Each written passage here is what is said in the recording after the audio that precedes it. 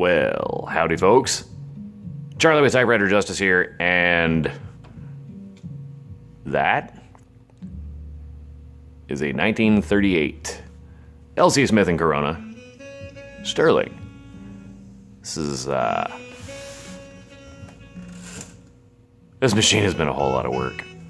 Man, I picked it up locally here in Dallas, and it was in pretty darn rough shape, both cosmetically and mechanically. The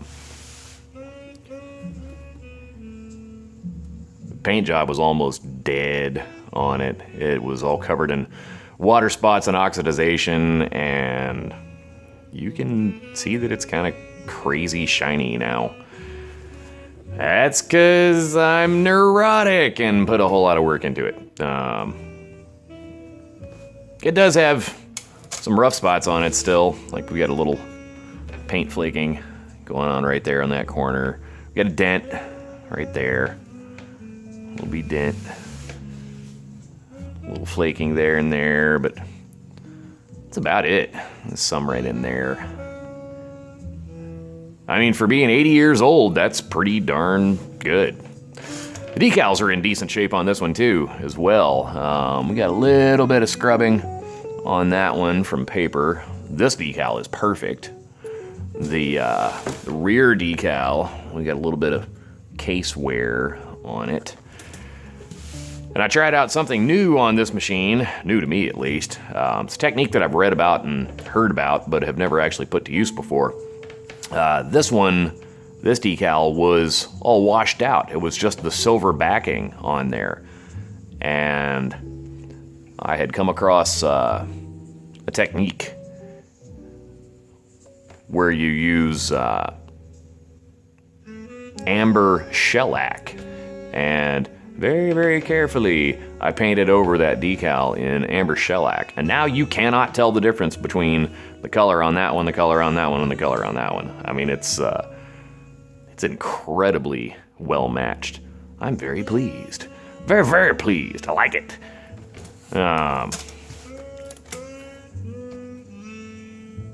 Mechanically, I had my hands full on this one too. The rocker plate was all out of position on the escapement, the rocker plate, but works like a charm now.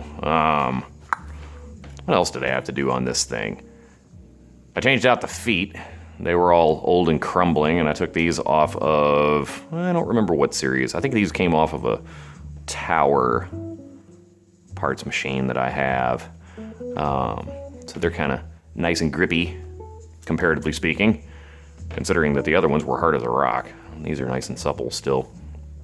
I had to change out the advance pawl on the ribbon. That wasn't working.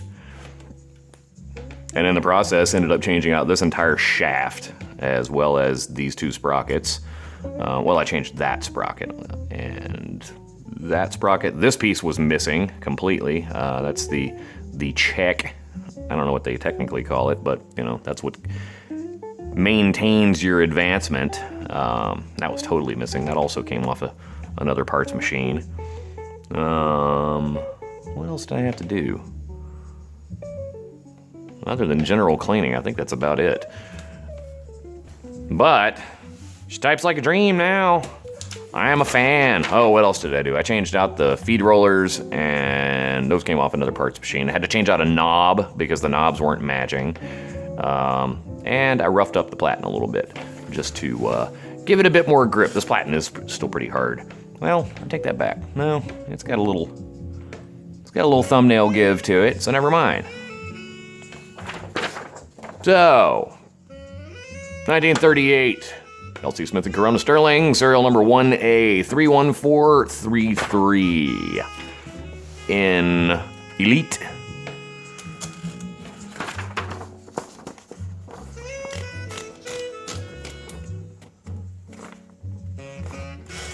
And we'll go on the black setting here.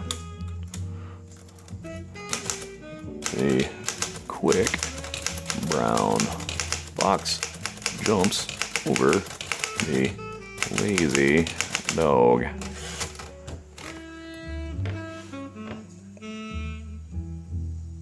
Very nice and crisp. Typical of the floating shift machines, this thing has very nice and light action at the keys. Quick brown fox jumps over the lazy dog.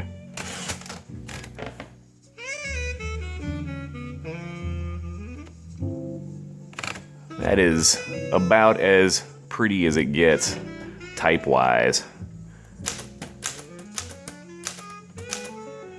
Very well aligned. Of course, the alignment on these things is super easy to set up if yours is out of alignment.